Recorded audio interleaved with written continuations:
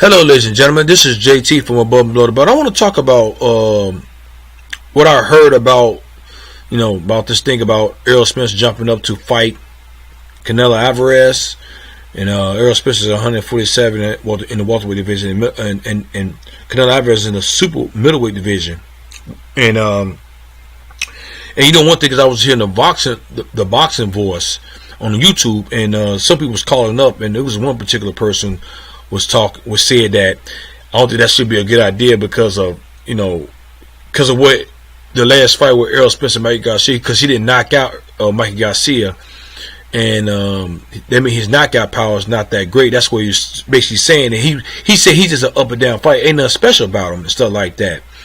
And the thing about it is, it's kind of funny because they say it's no way in the world, and it was other calls. Somebody was no way that he'll win that fight with Canelo Alvarez. I disagree with that, because the funny thing about it, some of y'all, I bet you some of those people who's talking about, called up and talking about Errol Spence, I bet they said Mike Garcia had a chance to beat Errol Spence, and that was a 50-50 fight. And then the funny thing about it, Mike Garcia he fought at 140 division. You see what I'm saying? He didn't fight at 147. He fought at 140. He fought at 140 division. And the thing about it is, and y'all keep on saying that Errol Spence is a weight bully, and he should be at 150, like the middleweight division, whatever. And you saying that he couldn't fight Canelo Alvarez. And the funny thing about this, Mike Garcia is 5'6", and he got a 68-inch reach. Errol Spence is 5'9.5", almost 5'10", and he's got a 72-inch reach. And he's 29 years old. And Canelo Alvarez is 28 years old, is 5'8", and he has a 70-inch reach. But see, the thing about it is, the thing about it is with Errol Spence, he's the taller guy. He got a longer reach, and the thing about it is his punching power in that weight division. Now he got some good punching power, because he'll break you down and knock you out. That's what he does. He's not one of the knockout artists. He's not like a one punch knockout artist, but he is a knockout artist, because he do got KOs, or take a TKO or a KO, whatever, right? But the thing about it is, who these days do got a one punch knockout besides Deontay Wilder has? You see what I'm saying?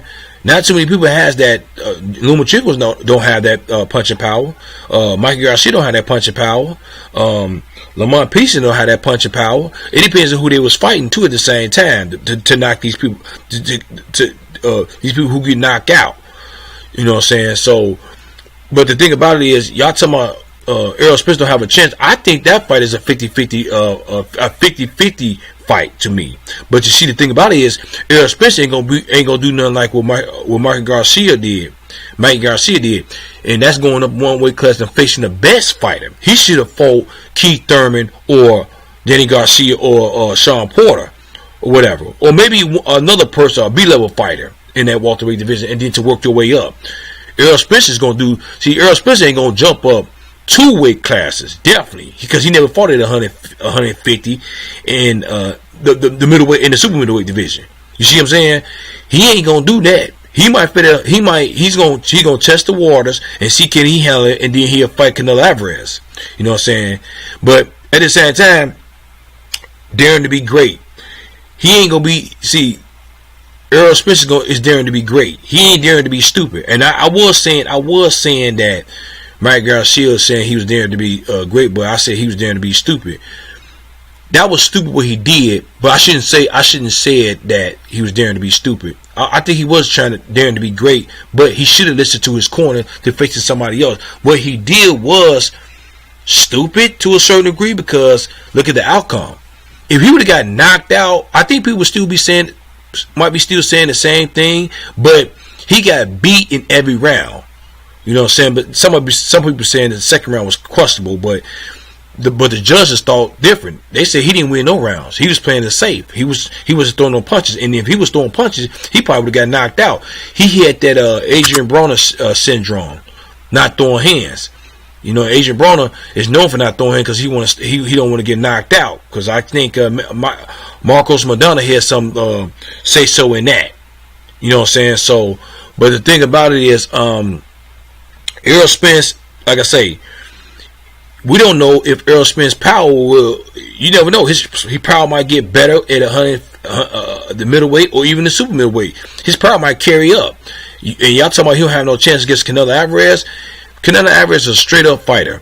The thing about it is, y'all talk about his opponents, Errol Spence's opponents, well, especially Mikey Garcia.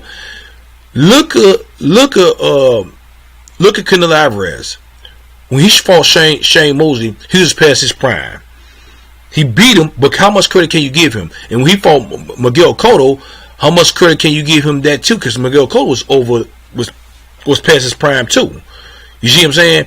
Then when he fought Laura, a lot of people say he won that fight, Laura, against Canelo. Canelo didn't want to give him a rematch. And then Austin Trout, everybody said that was a close fight.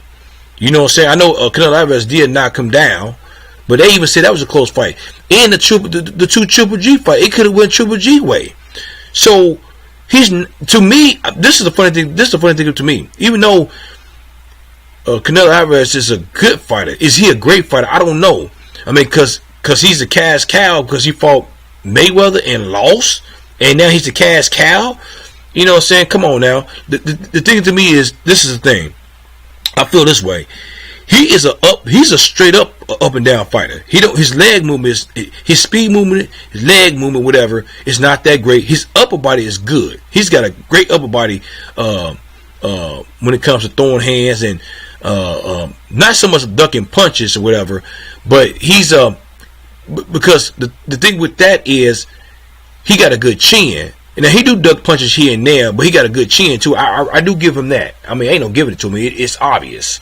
You know what I'm saying? Because he haven't been knocked down, he haven't been knocked out, and he can take a punch. The thing about it, Errol Spence can take a punch too, but he haven't took a punch at 100 to the middleweight in the super middleweight division. So that's something is debate until he fight in them weight classes, and we definitely see. But I will say his knockout power will decrease, whatever. But we don't know. I'm just speculating. And the thing about it is, y'all talking about he don't have. Y'all talking about Mikey Garcia had a chance, and y'all talking about when if Errol Spence fight Canelo Alvarez, he don't have a chance. Get the fuck out of here. That's bullshit. I think right now. Well, I'm gonna put it like this: Errol Spence jump up to weight class to fight Canelo Alvarez. That's not a 50-50 fight, I don't think, because he's really jumping up 2 weight classes. Mikey Garcia really jumping up 1 weight class. So I will pick Canelo Alvarez over Errol Spence if he jumped 2 weight classes. But if he filled out the weight class, if he tests the waters at the middleweight or the super middleweight division and test the waters, and it depends on how he fight against his opponents, and it depends on who it is. Then I could say, and if Errol Spence beat his opponents and stuff like that, then it's a 50-50 fight. I will say that. But him jumping up 2 weight classes and fight Canelo Alvarez, I don't know about that. That's not a 50-50 fight. I would definitely give it to Canelo Alvarez because Errol Spence haven't fought in those weight divisions. But I could be wrong. You never know. Fighters have. So a couple of fighters have went up 2 weight classes and beat their opponents, but at the same time, and the only way Errol Spence will beat Canelo Alvarez is outbox him. Him knocking out Canelo Alvarez, I don't think that's gonna happen. I don't see him knocking down Canelo Alvarez. I don't know about that either. You know what I'm saying? And I said this same thing about Mikey Garcia doing it to Errol Spence. I said I don't see Mikey Garcia knocking out Errol Spence. I don't see that. Him knocking Errol Spence down, I was kind of, I don't know. I was back and forth. But him knocking Errol Spence out, no. And I'm saying the same thing for Errol Spence. And I'm saying the same thing if he go up 2 weight classes to fight Canelo Alvarez. That's not a 50-50 deal fight. Not because he's jumping up 2 weight classes and he never fought in before.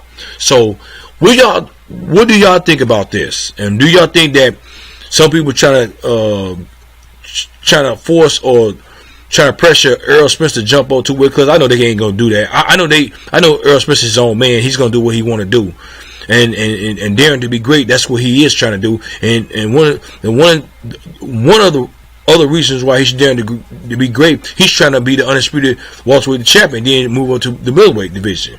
You know what I'm saying? Which Mikey Garcia should have did when he had 2 of the belts or whatever. You know what I'm saying? But he decided to jump up and fight the best welterweight or the second best welterweight, because Mikey Garcia didn't fight Chance Crawford. But Chance Crawford and Errol Spence is back and forth who's the best in the division. But he did fight one of the best in the welterweight division, which he should have got his feet wet first, Mikey Garcia. So what do you guys think? Leave a comment at the bottom of my page, subscribe to my page, like my page, hit the notification bell for new videos from me. This is JT from Above and Below the Belt. All right, bye.